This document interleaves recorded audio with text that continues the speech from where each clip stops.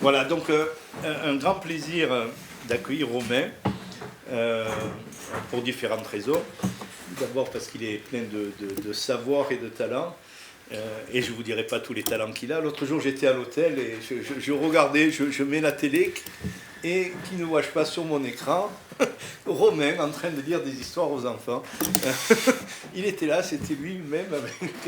Voilà, mais il aime, voilà, il a de multiples talents, mais celui qui nous intéresse le plus, c'est un talent d'historien. Je crois que pour comprendre le libéralisme, il faut connaître l'histoire. Hein.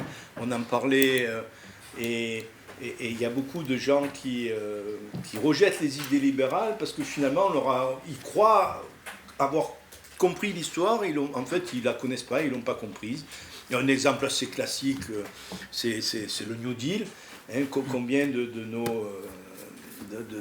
jeunes Français sont persuadés que la grande crise de 29 était une crise du libéralisme et qu'heureusement le New Deal a permis de sortir de la crise.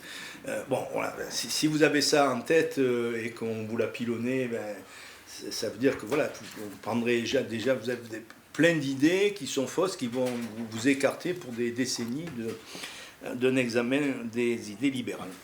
Voilà, donc Romain est historien, on est content d'avoir des historiens, on a besoin d'historiens.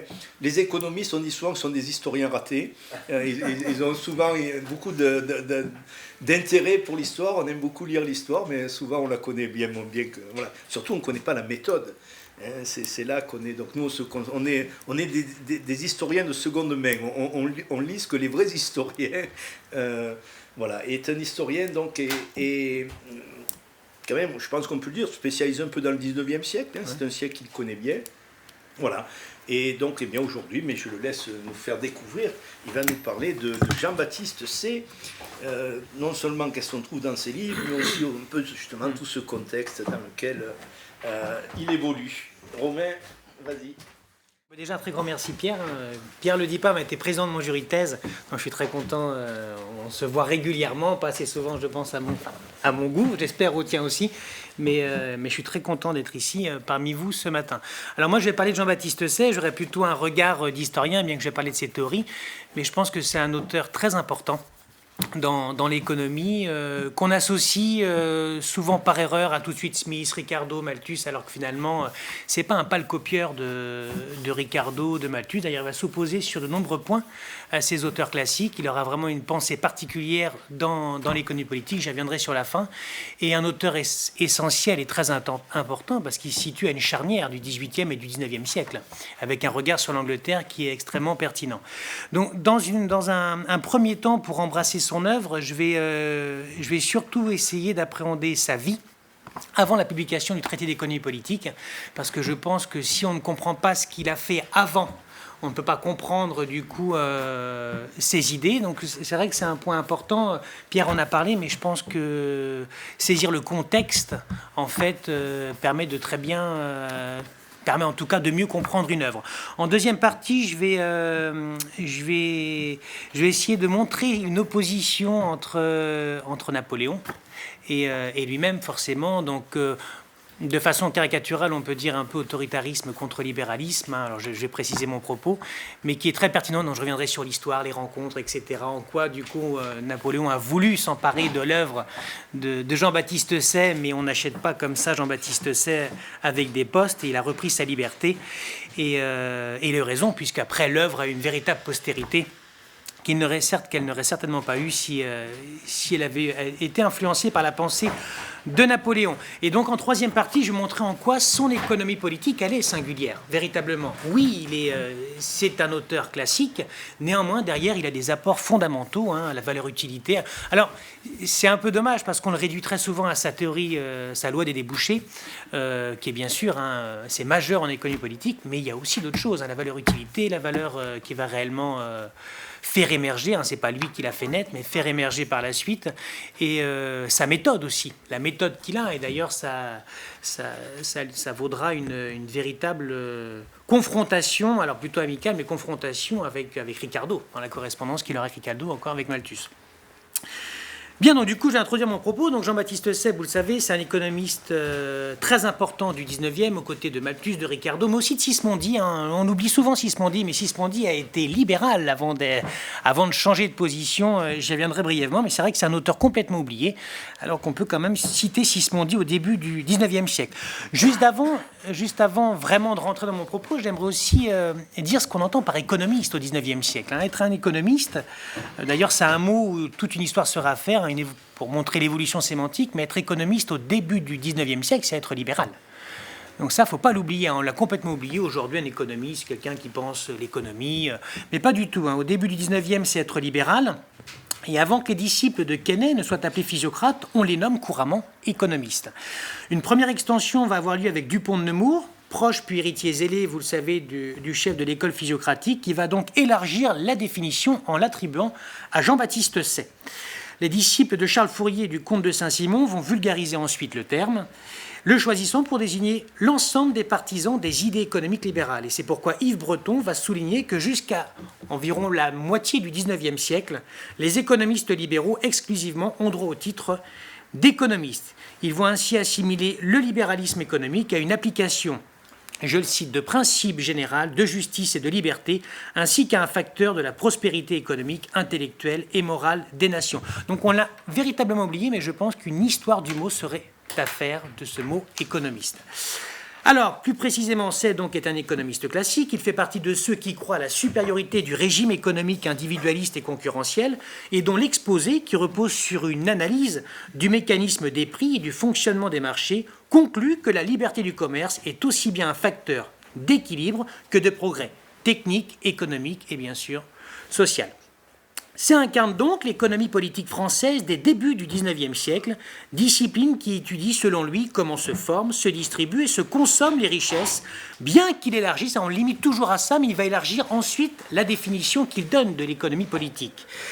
Cette première définition de Say est beaucoup trop restrictive pour Dupont de Nemours, qui d'ailleurs va lui faire savoir. Il lui dira « Vous avez trop rétréci la carrière de l'économie politique en ne la traitant que comme la science des richesses ».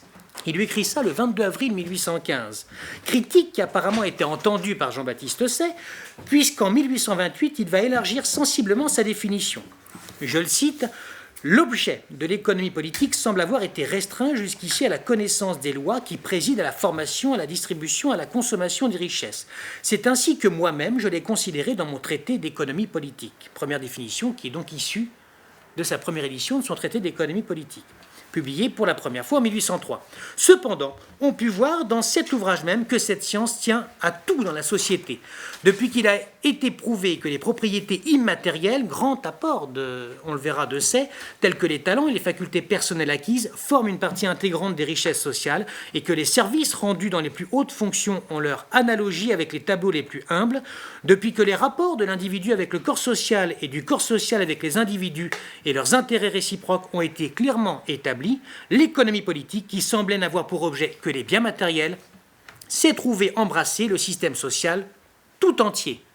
Donc ça, c'est quand même très important. On voit cette évolution, la critique entendue, faite par Dupont de Nemours. Alors, du coup, je ne pensais pas en parler, mais je vais quand même rebondir sur ce qu'a pu dire Pierre tout à l'heure. La théorie des sentiments moraux, on est quand même, voilà, on l'a totalement oublié hein, en 59, mais si on remonte quand même, pour ce qui est des rapports et de l'individu avec le corps social, on peut dire que Smith avait quand même vu la chose bien avancée d'ailleurs. La théorie des sentiments moraux qui est quand même souvent oubliée. Alors maintenant, on en reparle un peu plus, hein, mais ça a été complètement évincé par La richesse des nations, alors que c'est un ouvrage quand même majeur. Donc, il requiert que l'économie politique a un rôle à jouer dans le gouvernement des affaires humaines. De nombreux commentateurs ont considéré Say comme un simple médiateur, propagateur ou encore, le plus souvent, vulgarisateur de l'économie politique britannique, incarné d'abord par Smith, puis principalement, bien sûr, par Malthus et Ricardo. Pourtant, bien qu'il estime le premier comme son maître, Smith, il revendique le fait de n'être d'aucune école, et il le dit très précisément. Et qu'Adam Smith, je le cite, n'a pas embrassé l'ensemble du phénomène de la production et de la consommation des richesses.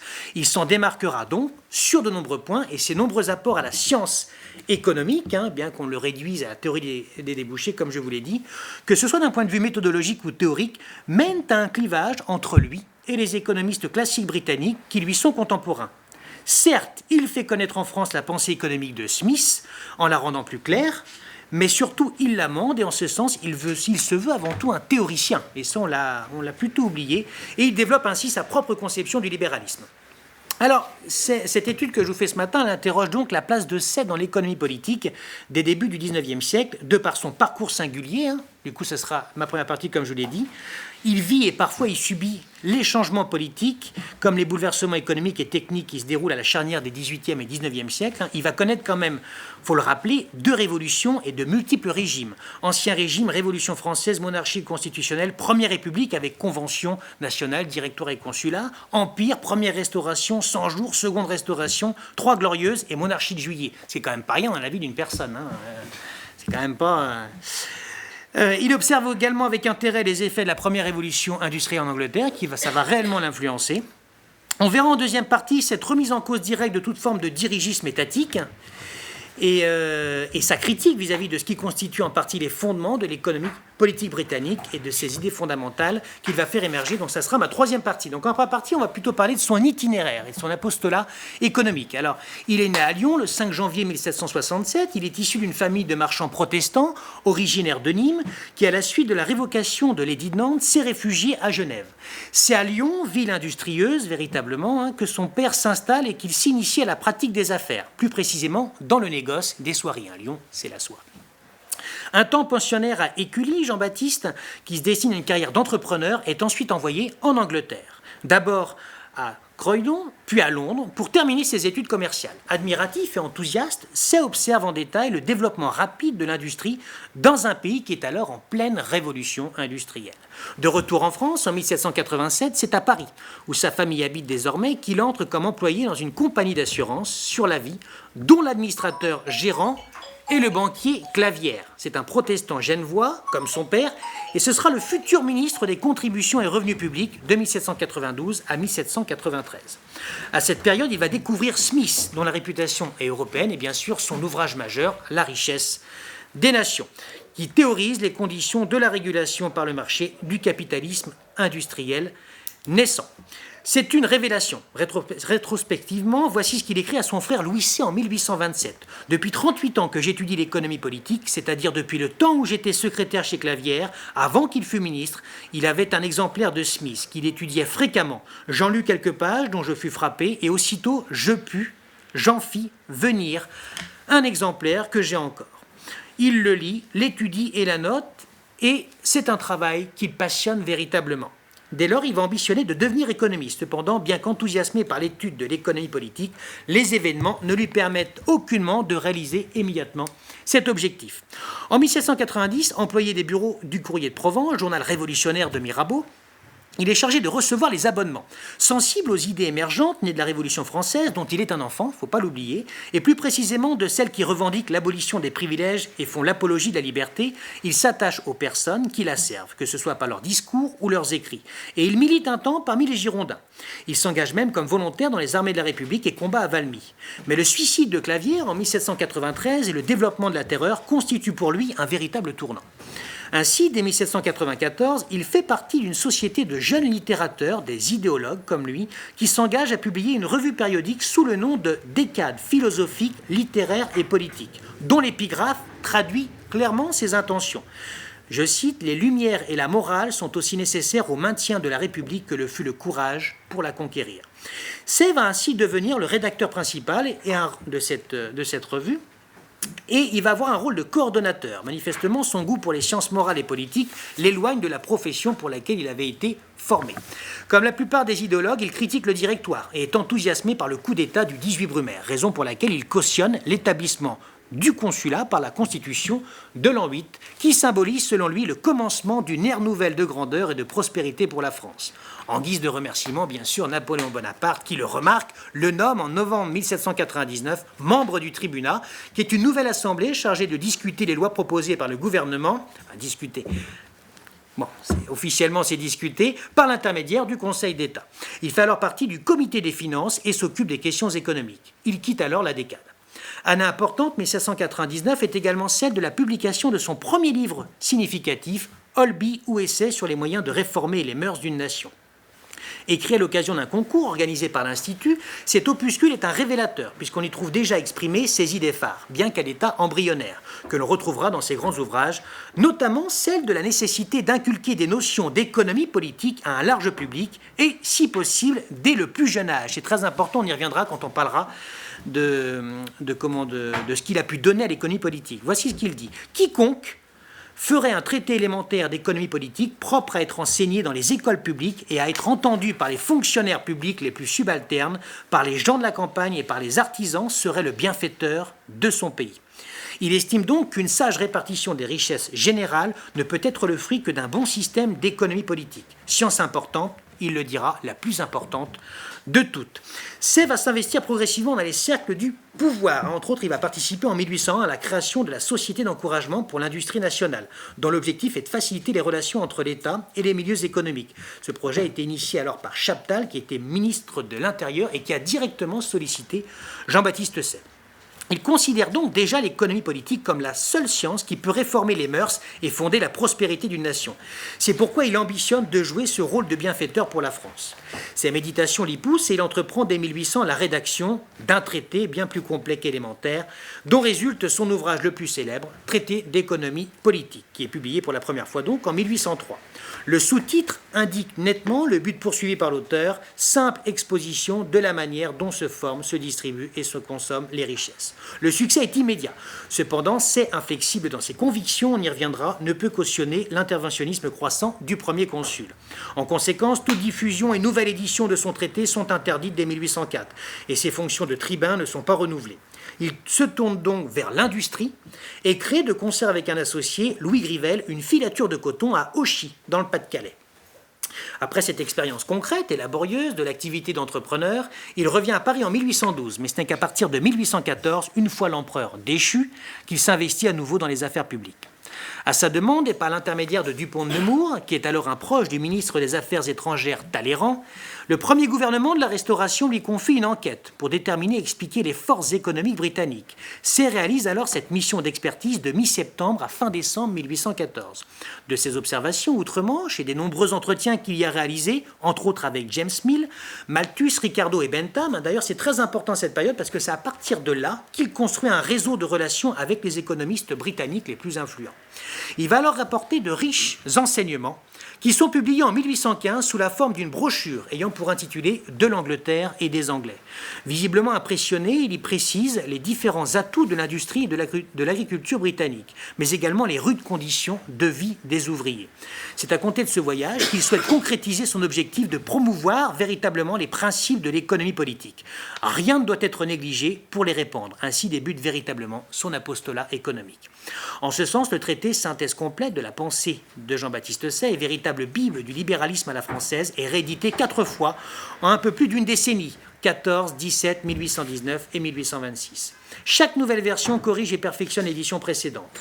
En plus, à compter de 1815, on retrouve dans tous ses principaux ouvrages les mêmes idées économiques libérales, bien qu'exprimées différemment, qu'elles soient résumées sous forme ludique dans son catéchisme d'économie politique, par un échange de questions-réponses, ou au contraire qu'elles soient enrichies de développements sur l'économie industrielle et discutées dans son cours complet d'économie politique pratique.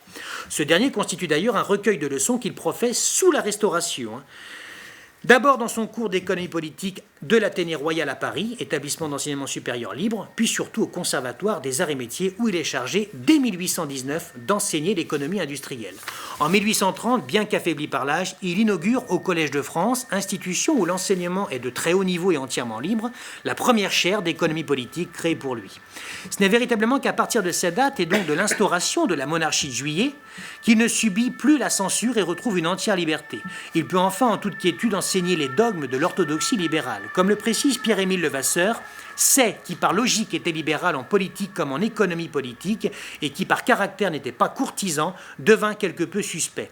La police fit surveiller les cours du conservatoire par des agents secrets. Say, vieilli et fatigué, professa très peu au conservatoire sous le gouvernement de Louis-Philippe, qui avait élevé ses amis au pouvoir et qui créa pour lui la chaire d'économie politique du Collège de France. Say consacre les dernières années de sa vie à préparer la 6e édition de son traité qui se veut définitive. Il meurt à Paris en novembre 1832 et cette dernière édition, posthume donc, paraît en 1841. Voilà pour un panorama de sa vie, quand même très complète, hein, on peut pas nier, qui a véritablement enrichi son œuvre. Et on voit que c'est pas si simple de promouvoir des idées libérales quand on est face à un Napoléon Bonaparte. Et j'en viens donc du coup à ce deuxième point, libéralisme contre autoritarisme. Les guerres de la Révolution française et de l'Empire ont stoppé totalement les progrès du libéralisme économique et encouragé de multiples mesures protectionnistes. Alors, il faut quand même dire que toutes les politiques économiques et commerciales qui ont été adoptées créent aussi bien des bouleversements que de nouvelles opportunités. Au début du XIXe siècle. La géographie économique de la France est radicalement transformée. Le blocus continental ruine la façade maritime de la France. On assiste notamment au déclin de Bordeaux, de Nantes, de Rouen, qui sont pourtant de véritables centres de croissance dynamique au XVIIIe siècle. Bien que compensé par l'importance croissante de Marseille, ce déclin affaiblit parallèlement toute l'industrie de l'arrière-pays qui travaille pour le commerce côtier. Mais en contrepartie, on peut quand même dire que le blocus a stimulé la création de nouvelles industries et permis l'émergence au nord comme à l'est de grands centres industriels des 19e et 20e siècles. Ceux de Lille, Roubaix et Tourcoing, principalement textiles, ont pu bénéficier des effets de la politique hautement protectionniste. Alors il le dira d'ailleurs, il le dira dans son ouvrage, j'y reviendrai assez brièvement.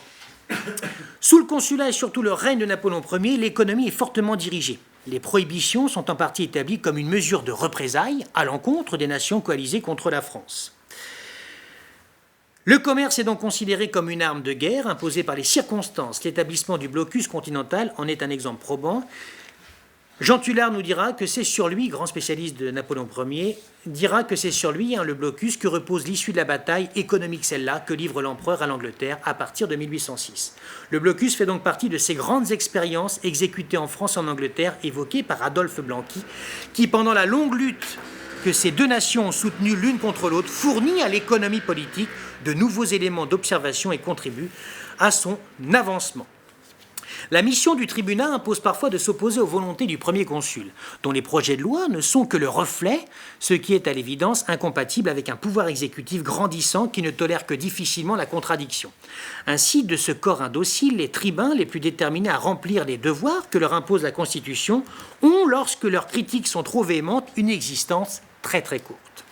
Leur manque général de docilité à l'égard de Napoléon Bonaparte peut également être un motif de renvoi. C'est en fait les frais en 1804. Le succès du traité attire l'attention de celui qui deviendra empereur, devenu d'ailleurs depuis peu consul à vie, qui veut en tirer profit. Il invite Say à la Malmaison. Alors il y en a beaucoup d'extraits de ce passage. Il invite, il le fait manger, ils vont se promener dans le chemin. Et puis là, il y a un moment où Napoléon lui dit « Oh, j'ai bien besoin de changer votre traité ». Il lui fait part de ses intentions, donc l'empereur, lors d'un entretien où il est question du redressement des finances publiques. Louis Raybaud nous dit au sortir de table s'engagea un entretien. Le premier consul parla d'abord du délabrement des finances, de l'intention où il était de les relever, et il exposa ses moyens qui n'avaient plus, selon lui, besoin que de bons auxiliaires. Il entend que c'est donc mettre son traité au service de sa politique étatique et conditionne la publication de la 2e édition à quelques changements de taille. Il lui demande donc formellement de modifier son livre pour le mettre en harmonie avec ce qu'il appelait alors les nécessités de l'époque. En effet, le premier consul ne peut approuver en l'état toutes les idées qui y sont développées. Par crainte de fragiliser son régime autoritaire, il lui est impossible de composer avec les idées économiques de Say, qui sacralisent bien sûr la liberté. L'économie politique n'est-elle pas la science de la liberté?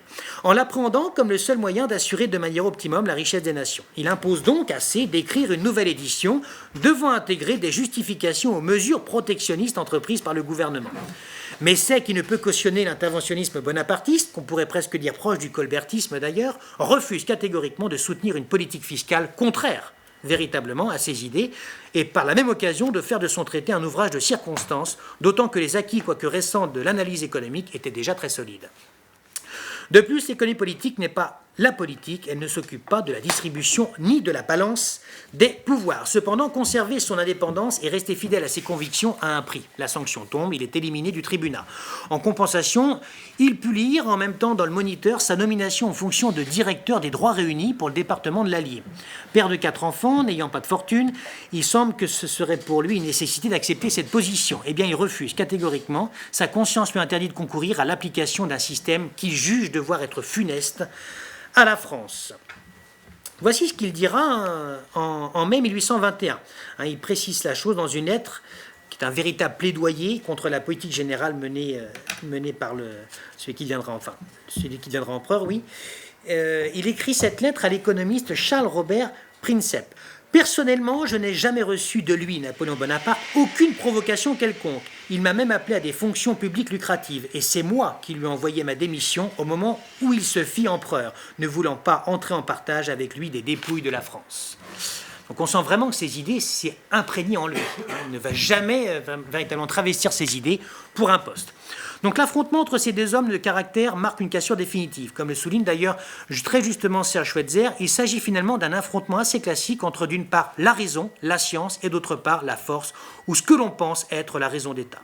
En l'occurrence, la toute-puissance politique l'a nettement emporté sur l'influence émergente des idées économiques libérales. C'est l'effondrement de l'Empire en 14 qui permet à Say de faire paraître la deuxième édition de son traité.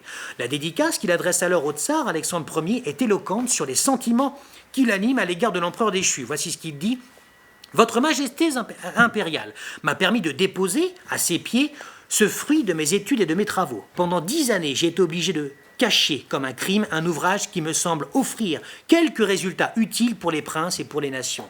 Mais enfin, la puissance de vos armes, sire, secondée par les efforts de vos généreux alliés et par l'élan de tout ce qui s'est rencontré en Europe, d'amis des Lumières, a brisé les fers qui enchaînaient toute pensée libérale et repoussé la barbarie dont nous observions avec terreur les rapides progrès. » Voilà tout le sentiment qu'il a de l'Empire. Mais la chute du système continental nous fait nous poser une nouvelle question. Et la paix générale qui en découle change-t-elle vraiment l'aspect économique de la France? La grande question à se poser. Si au début du blocus, la domination du continent européen était relativement profitable à l'industrie française, ce dispositif protectionniste mis en place contre le commerce britannique n'en demeure pas moins un échec pour l'économie nationale. En 1814, le bilan est d'autant plus lourd que les industriels doivent périlleusement rivaliser avec leurs homologues anglais qui sont à l'évidence mieux préparés. Alors, malgré ce qu'écrit Chaptal, voici ce qu'il dit. « Sous le règne de Napoléon, aucune classe de la société n'a eu plus à souffrir que le commerce. L'empereur n'avait jamais réfléchi sur la nature et l'importance des relations commerciales. » C'est va associer d'ailleurs, comme je vous l'ai dit tout à l'heure, au blocus continental des conséquences positives pour le commerce européen. Voici ce qu'il dit. « Napoléon fit certainement tort à l'Angleterre et au continent, en gênant autant qu'il dépendit de lui les relations réciproques de l'une et de l'autre. Mais d'un autre côté, il fit involontairement du bien au continent de l'Europe en facilitant par cette agrégation d'États continentaux, fruit de son ambition, une communication plus intime entre ces différents États. » Bon, il n'en demeure pas moins qu'à la sortie de l'Empire, face à l'Angleterre, on ne mène pas large.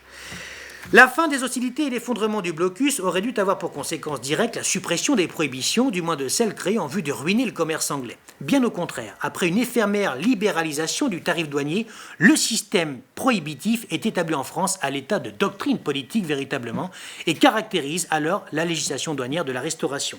Je vais vous citer un passage d'Adolphe Thiers qui est très éloquent pour un projet de loi en 1834 pour une libéralisation de l'économie. Voici ce qu'il dit sur ce contexte-là. Les princes de la branche aînée trouvèrent en 1814 le pays fatigué des duretés, des absurdités du système continental. Ils avaient aussi le désir naturel de plaire à l'étranger qui les ramenait sur le trône. Ils avaient en outre le goût de tout ce qui abondait en Angleterre. Ils arrivèrent avec un penchant assez déclaré pour une vaste liberté d'échange. Nos ports furent soudainement ouverts à l'industrie étrangère. L'invasion fut si prompte que l'effroi se répandit dans toutes les industries. La complète ouverture de nos ports datait d'avril 1814. Il fallut les refermer à moitié en décembre et même dès le 5 août pour les faire. Ce brusque retour est facile à comprendre. Pendant la longue séparation produite par le régime impérial, nos industries avaient grandi. Les houilles, les cotons, les fers avaient pris un développement extraordinaire, pas assez grand cependant pour lutter avec les Anglais. Cette rivalité soudainement introduite pouvait les détruire. Outre le mécontentement de l'armée, les Bourbons apercevaient celui de toutes les populations manufacturières. Ils en tremblèrent, ont garanti à l'industrie la protection que l'Empire lui avait promise. Ce système épargne néanmoins les aliments de l'industrie, les matières premières. Par exemple, les efforts et le zèle infatigable de Say sont donc vains, globalement.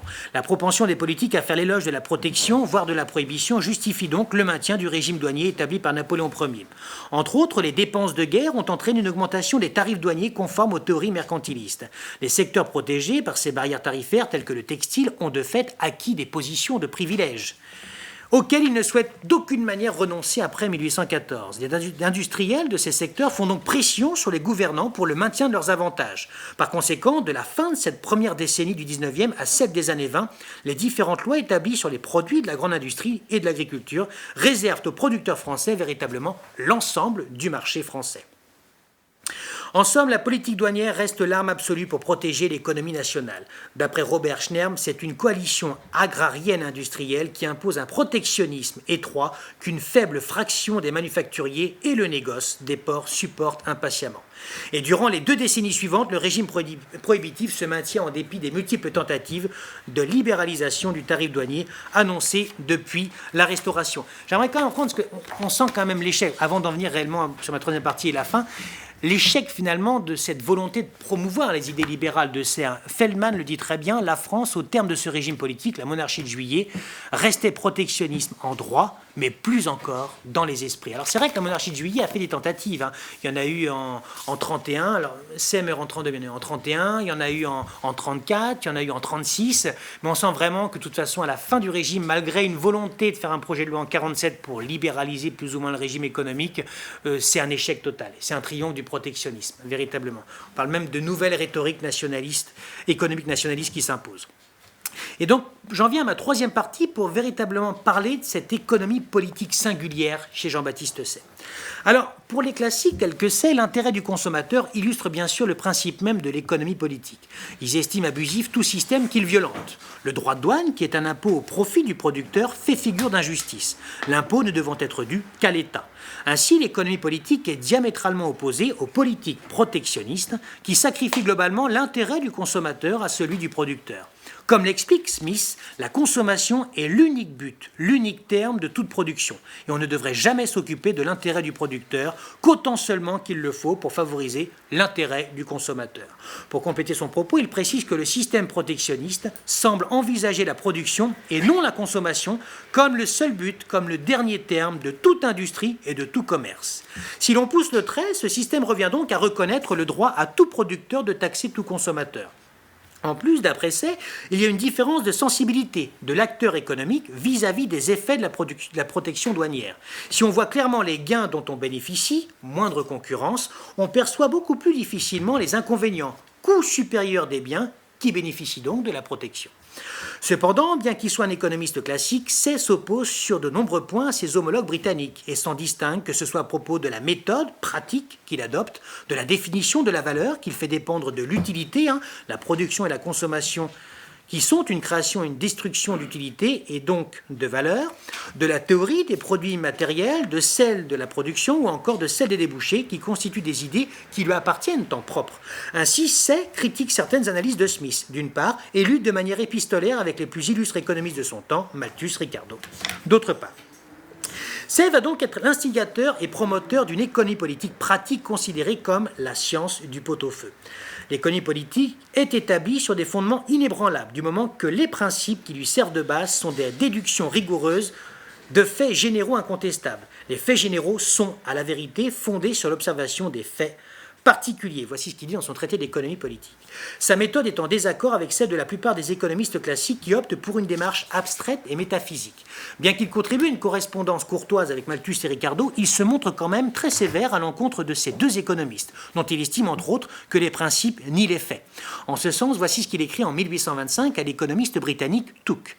Toutes vos observations sont fondées sur des faits, et toutes sont applicables aux besoins de la société. Cette philosophie pratique est bien supérieure à la métaphysique obscure à laquelle plusieurs de vos compatriotes, Malthus et Ricardo bien sûr, voudraient réduire les questions économiques. En fondant leurs arguments sur des principes abstraits plutôt que sur des faits observés, ils arrivent à des conséquences tout à fait différentes des résultats de l'expérience. Rien n'est plus propre à discréditer l'économie politique que de faire croire qu'elle n'est bonne qu'à faire naître des discussions ennuyeuses d'où il ne résulte que des indications fausses.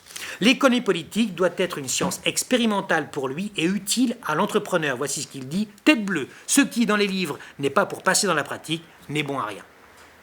Après Condillac, Say va reprendre l'idée de la valeur fondée sur l'utilité et se démarque là encore de Smith et Ricardo, qui la font reposer sur le travail. Les marchandises n'ont de valeur en somme que parce qu'elles sont utiles. Leur prix dépend donc de ce que le consommateur est prêt à payer en unités monétaires pour satisfaire ses besoins. Voici ce qu'il dit: la production n'est point une création de matière, mais une création d'utilité. Elle ne se mesure point suivant la longueur, le volume ou le poids du produit, mais suivant l'utilité qu'on lui a donnée. Le prix est la mesure de la valeur des choses, leur valeur est la mesure de l'utilité qu'on leur a donnée. Ainsi, le producteur, on le voit bien, subit la contrainte de la demande qui se règle d'après l'utilité. Le marché oblige donc ce dernier à être au service du consommateur. Cependant, celui qui produit ne consomme-t-il pas également? Grande question qu'on pourrait se poser. En plus, C va distinguer les produits matériels susceptibles d'être conservés et immatériels, c'est-à-dire constitués de services qui sont créés et généralement consommés en même temps. Contrairement à Smith, il estime que le travail productif ne se limite pas seulement donc à la production d'objets matériels et l'élargit à l'ensemble des activités de services.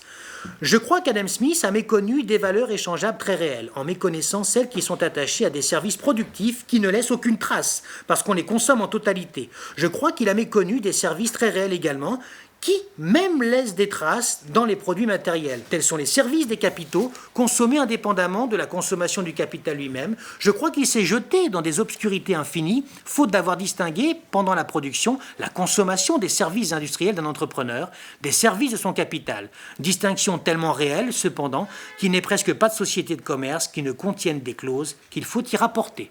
Donc C intègre ainsi la notion de service à la théorie économique.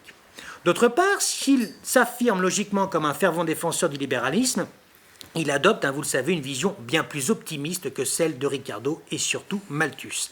Sa théorie des débouchés en est un exemple probant. Il défend l'idée d'une régulation spontanée de l'activité.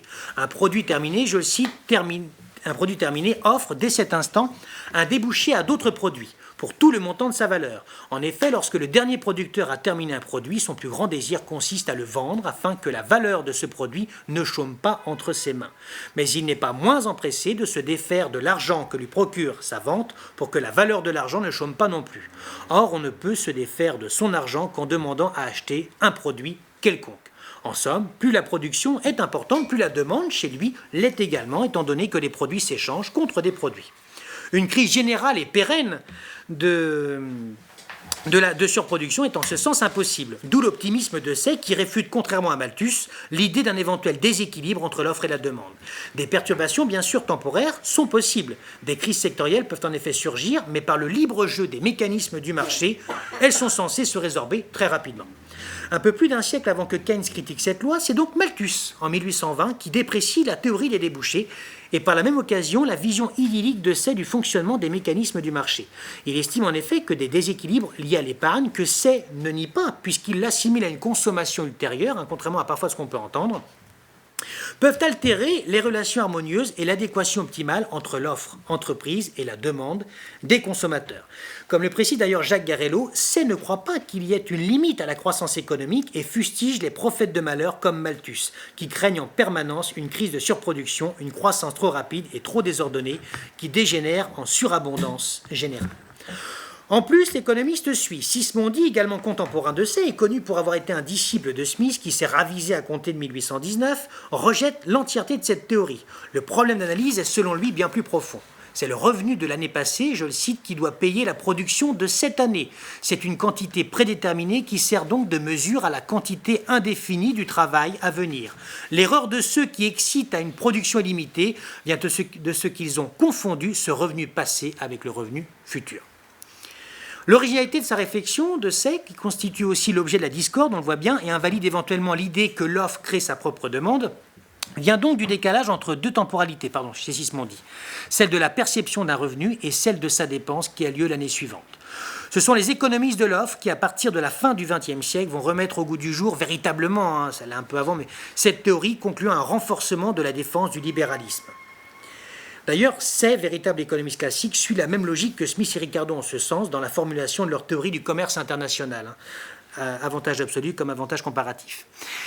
Cette loi, il est commun de l'appeler loi de Say, en ce sens Say est le premier économiste à poser véritablement les bases de l'économie de l'offre. Et j'en viens donc à un point de conclusion. À l'évidence, Say n'est pas ce qu'on appelle le suppôt du libéralisme anglo-saxon, si on reprend les propos de Tyran. Certes, il réussit à introduire en France des théories libérales de l'école anglaise, mais surtout il les amende par de nombreux apports, comme on l'a vu dans notre dernière partie. Ce qui fait de lui un véritable théoricien rattaché aux économistes classiques, bien qu'il ne se revendique, je le redis, d'aucune école. Ces idées constituent d'ailleurs l'un des fondements de la pensée néoclassique, qu'il s'agisse de la théorie de la valeur-utilité ou de celle des débouchés. Il est vrai que se situe à une époque charnière pour l'analyse économique.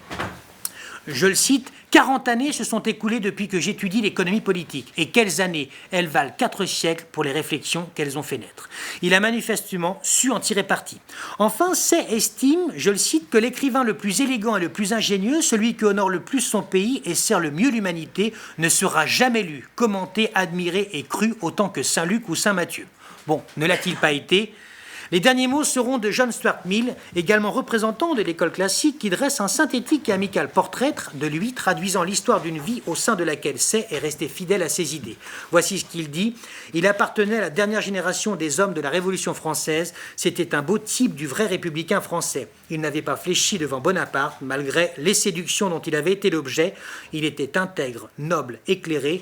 Et il menait une vie tranquille et studieuse, au bonheur de laquelle contribuaient de chaleureuses amitiés privées et l'estime publique. » Voilà, merci beaucoup.